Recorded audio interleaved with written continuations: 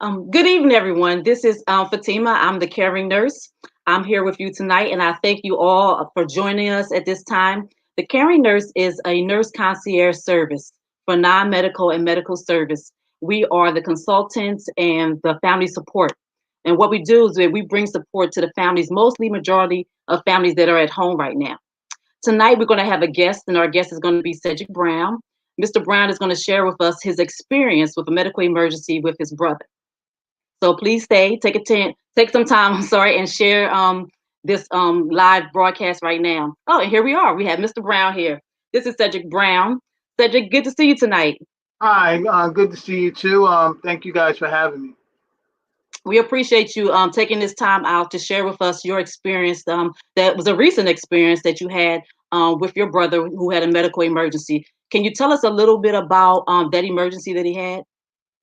Um, yeah, I let me first say that I caught some of your broadcasts, back a few days back or what have you, and having the experience that I had really hit home because I went through it in the situation with my brother, whereas he suffered a stroke, and the initial care and the process to dealing with that was one that was very difficult. He's an individual that I'm very close to, and forgive me as I kind of go through this because I'm still going through the process of grieving him and things like that. But in any case, yeah, when Take you your don't, time. Take your time. Take your time. I mean, I know this is still yeah, something you're still, going through mentally, dealing with the loss of your brother. We all respect that.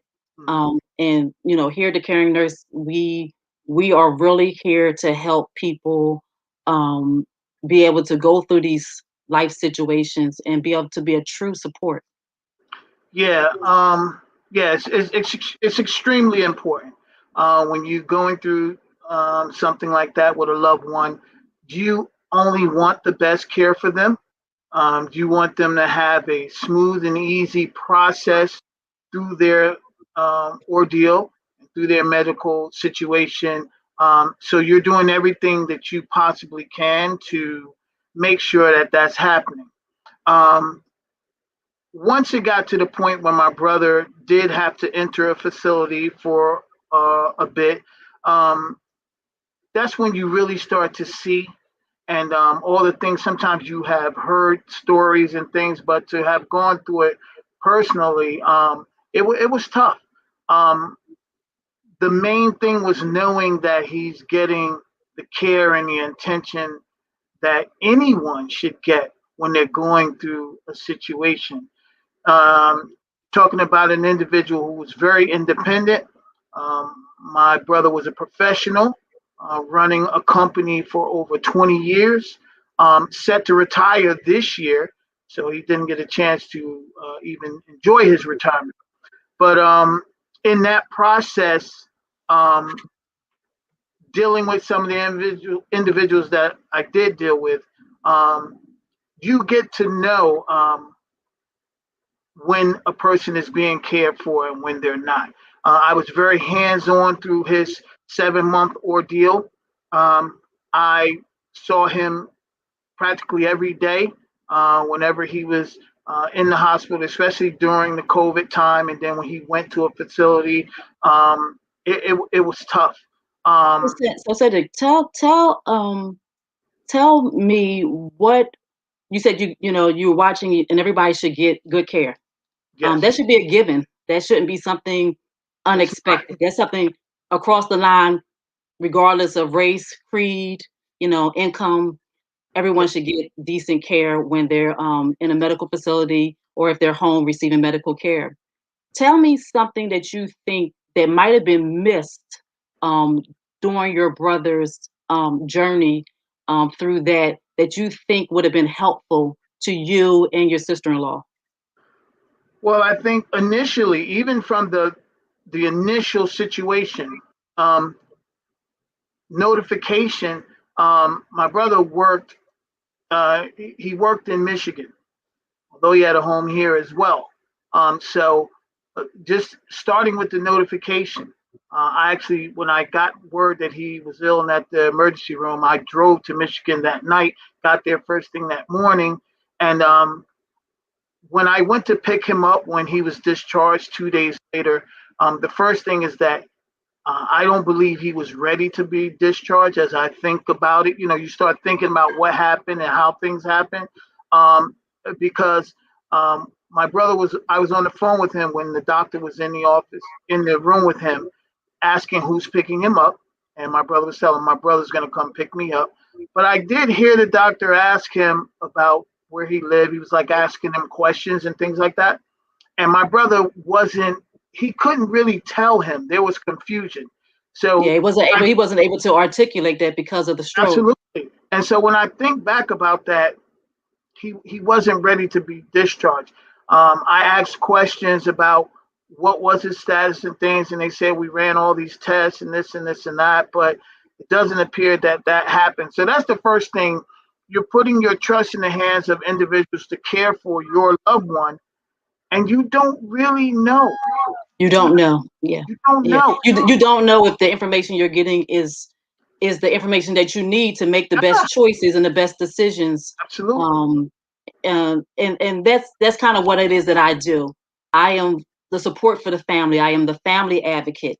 I'm not advocating for the hospital, the physicians, or facility. I am advocating for the family and making sure the family understands what is happening and what their all their options are that are available to them. Yeah. Tell me, so you pick up your brother from the hospital because he's going to be discharged. Mhm. Tell me what kind of information or resources you were made aware of. Well, it wasn't a lot, um, but I brought him back home here from Michigan, where about a week later we had to take him back to the hospital, um, where we went to Hospital St. Barnabas, which I will say, you dealing with them and dealing with the other facility, you can see the difference in the care. They were exceptional. They gave my brother great care. He had to go to a rehabilitation, like a nursing home type thing, and he had to go. He was there for about 3 weeks. And out of his whole ordeal, it was the most agonizing for us because we knew he was not getting the care in this facility. Um, Even from things as little as washing him and keeping him up. We were able to view him because of COVID. We couldn't go into the facility, which was the first time in the process that we weren't able to do that. So we could see him online. They would let us Okay. do, you know, Hmm. and but we can tell because we were so, adamant and so in tune with him and his care. We could tell that he was not being cared for, even on the screen. He was kind of out of it, and he never was like that. He looked shabby, you know what I Yeah. mean? And my Hmm. brother's a very polished type individual. I cut his hair and shaved him myself weekly. So like he looked not good. Yeah. And And the expectation I gather the expectation for you as a family member would be that he would be kept in the condition or absolutely, the way that he normally would be. That they would absolutely. do for him what he would most likely do for himself. Absolutely. You're counting on that. You're expecting that. I mean, even when we finally were able to go visit with him, because they had to quarantine for a certain, like, it was like 10 days. So when we first went to see him, we knew right away something's wrong. We're looking at him. We're like, no, and my sister-in-law was very adamant in dealing with that facility. What's very important is you have to let these people know right away that this person has someone who's paying attention and caring for him. And I think Yeah. that if it was That is definitely number one, that families must be participating and have to, um speaking with the staff, speaking with the supervisors, speaking with the managers, absolutely, being totally involved, not involved in, you're being pushy or bossy, but involved in a caring way. This is your family member. You care Yeah, for them, you love them, and you put them, you place them in someone else's hands. It's an important piece for the facility, the nurses, the care yeah, staff, yeah, um, to actually be able to connect with another person. One thing that I always say to nurses, if you can't come in and love on another person as if they're your family member, you may be in the wrong profession. absolutely. That's something that I think in any profession, that caring, and that's the thing that kind of drew me to watching and what you were saying. That is the key. That caring is so major. Like it's really important. To take him home, and when we have him at home in the hospital bed and everything, because we took him out of that facility. Um, when we look at his legs and everything to bathe him and all, you could tell he was not bathed. It took us all of that day when we washed him and cleaned him. You could see that he wasn't, because it was easy for us. His legs didn't look scaled and with his skin all dried and things like that. We Yeah. lotioned him. We did all that.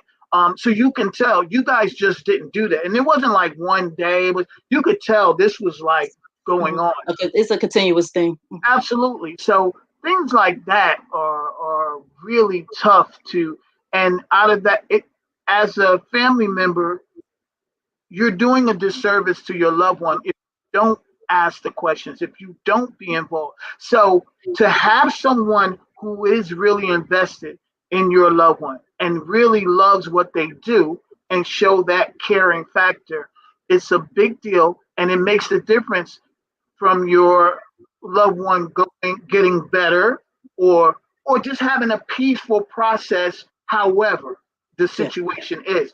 And I Mhm. saw that with one of the nurses before he went into that institution. It was a nurse, and the doctor was saying, he didn't speak much, and then he wouldn't talk. And my brother didn't. He wasn't very vocal. He could tell too. If he didn't feel you were caring, he's not going to talk to you. But there was this one nurse, and since my brother was going through this, in 7 months, he never had said my name, right? Well, I'm going to say for 5 months, he had never said my name. But Mhm. this one nurse, before that other institution, um, I came in, I was there, and she said, "Who is this?" And my brother looked at her, and she said, "Do you know who this is?" And she was you could see his response for her because of how she was. Mhm. And he said, "That's my brother." And I'm looking at him like, "Dude, I've been here for like 20 minutes. You ain't even talking." Like, what I mean? Like, and so You talk he to said, who you want to talk to. he says, "That's my brother." And she said, "And what's his name?" And he said, "Cedric." And I'm just looking like he's talking like in a conversation. Something that, that facility said, he said a word, and he wouldn't do this, he wouldn't do that. But again, it depends on what kind of care and attention you're giving a person sometimes to make a difference. Understand that everybody doesn't take to everybody. Mhm. But I think when you show a genuineness, and people in that state seem to be connected, they know when something's genuine or not.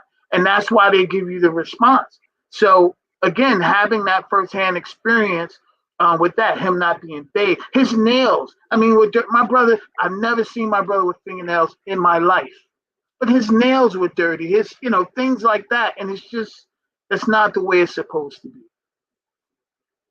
Yeah. Having a nurse that is caring and supportive, that's gonna make a big difference. Having a nurse or the caregiver that is caring and supportive and really is invested in that person being their best self, reaching their best goals and getting better and doing better and smiling. Some people are gonna come in the room and they're gonna keep pushing until they get that smile. Some people are gonna come in the room, do tasks and do things to you.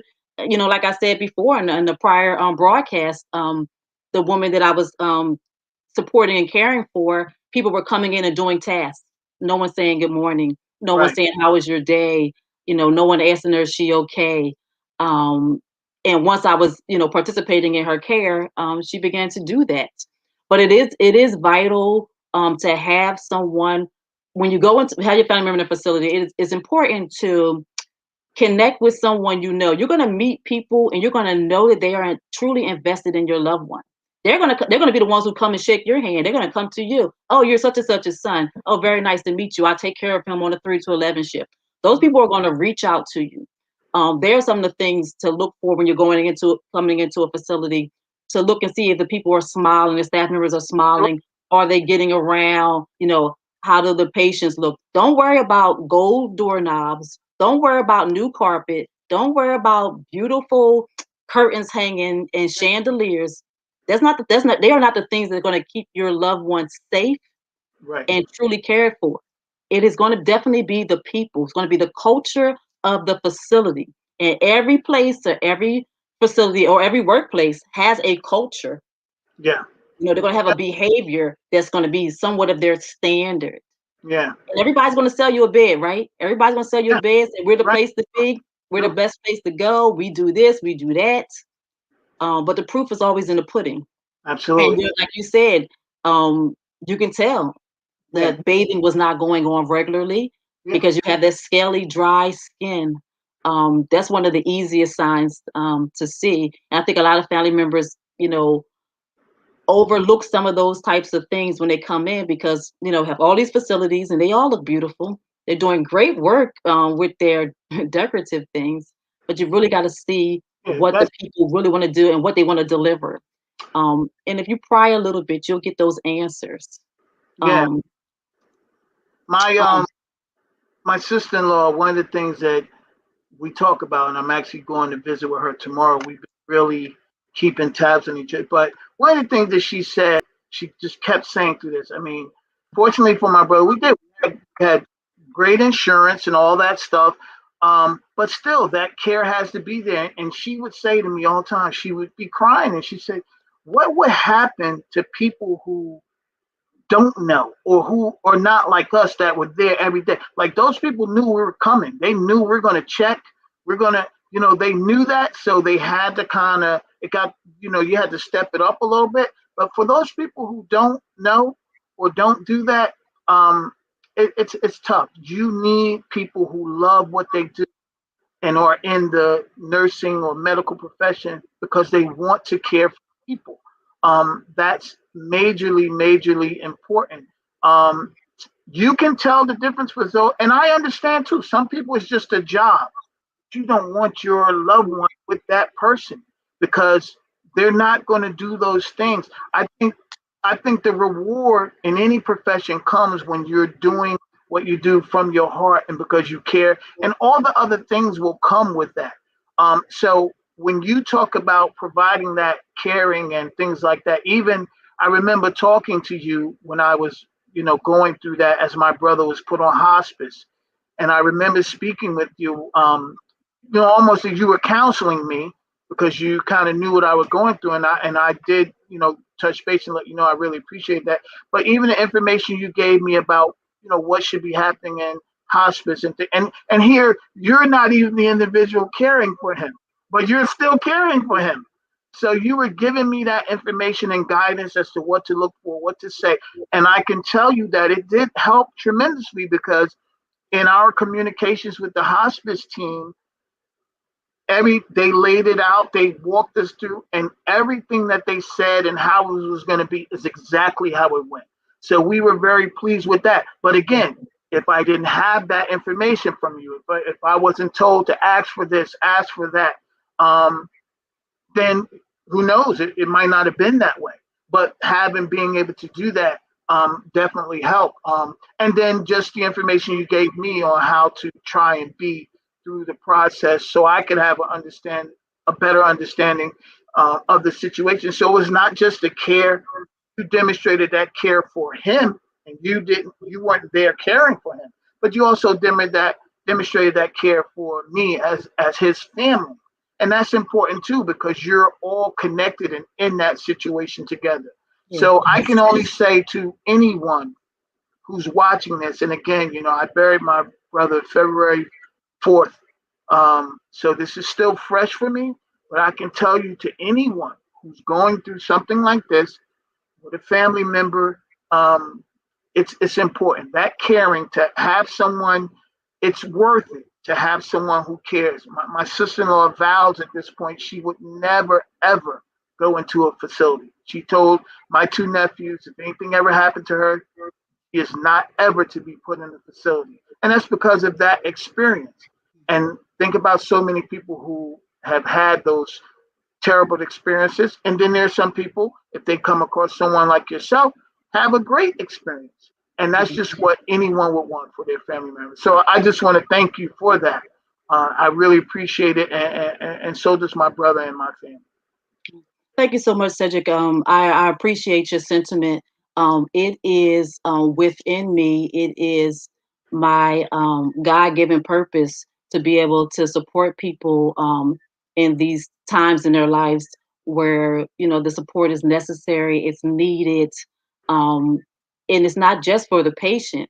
The support, the education, and the encouragement is also for the family because as the patient is dealing with their medical thing, the family is also dealing with an emotional time, a time of frustration, uh, a time where you can't. It's difficult to make decisions for your family members if you don't have the right information, if you don't have the right support, if you're not nurtured yourself so that your mind can be at ease and to be able to have the education, be able to have the right verbiage to talk to the nursing and the medical staff, to understand when they use words you've never heard of, and to understand them on a layman terms, so that you can feel empowered. I want the families to be empowered to make decisions, empowered to ask questions, empowered in knowing that they are making the very best decision they could possibly make for their loved ones. So it is truly important to me. And again, serving, that's what I do. Um, and I feel good about that. That is how I give to the world. So that's what I do. Yeah, Um, so anyone again, that we thank you again for taking time to share with us something that is still very, close to your heart, still very, very present. It wasn't that long ago, a very present thing. And God bless you and your sister-in-law. thank you. Um, I'm not even going to be emotional. I'm not going to be emotional. Um, but I do remember. I remember your struggle. I'm glad that I was able to be there as a support and as a true support. Um, I'm glad. Could you name for us the name of the hospice? You said they were very good. Could you give their name? Oh, that was St. Barnabas Hospital, and the hospice team. I think it was St. Barnabas Hospice team as well. St. Barnabas is a highly recognized medical facility. They were, I mean, with everything. My brother was in the hospital at least once every month, and those people, I could tell you everything. They were sharp and on it. So that made it good. Okay. With that, And what state were they in? that's in New Jersey. Okay. St. That's in Barnabas, New Jersey, yeah, Hospital and Hospice Center. We'd like to thank you for the care you provided for Mr. Brown. yeah. We'd definitely like to do that. But thank you again, Mr. Brown, for taking your time All right. to, speak with us tonight. You know, we just really appreciate that. If anybody likes what we shared here today, take some time to share this video to let people know that the caring nurse services are available. We are nationwide, so right now, if somebody gives a call or a contact, we can help support you. And we work with all budgets, so there's no concern about that. We'll be able to do something for you and help you. We really love to help you and support you. So thank you so much for spending time with us. Thank you again for having me. Good night. Good night.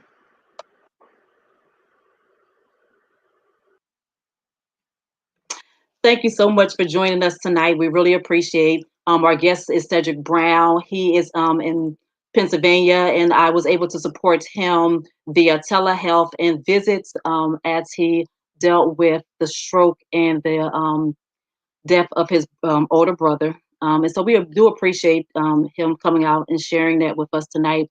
Again, we like to thank St. Barnabas Hospital and Hospice Center for the care they provided for him. I was happy to be able to give him and his sister-in-law education and support them while they deal with what was happening to his brother. It has been a pleasure with having you all here with us tonight.